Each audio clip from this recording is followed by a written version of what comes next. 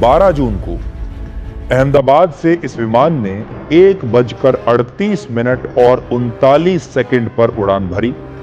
1:38 पर एयरक्राफ्ट की top speed 333 kilometre प्रति घंटे तक पहुंच गई और तब सिर्फ 1 सेकंड के अंतर पर दोनों इंजन्स का फ्यूल कंट्रोल स्विच ऑफ हो गया और दोनों इंजन्स की स्पीड कम होने लगी। यह फ्यूल स्विच विमान के इंजन्स में फ्यूल की सप्लाई को या तो शुरू करता है या बंद करता है। जैसा कि आप जानते हैं, कोई भी स्विच जो होता है वो ऐसे ही काम करता है।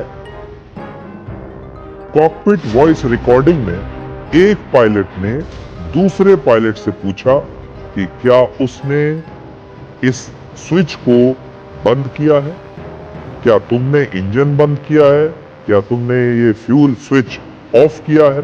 इस पर दूसरे पायलट ने जवाब दिया कि उसने ये स्विच बंद नहीं किया।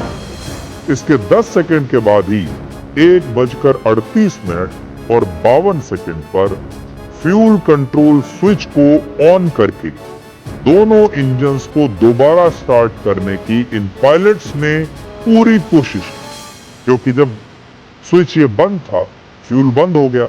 इसके बाद जैसे ही दोनों पायलट्स को पता चला कि ये फ्यूल स्विच बंद है, उन्होंने इसे ऑन किया ताकि दोनों इंजन्स जो बंद हो गए थे वो दोबारा से चालू हो सके।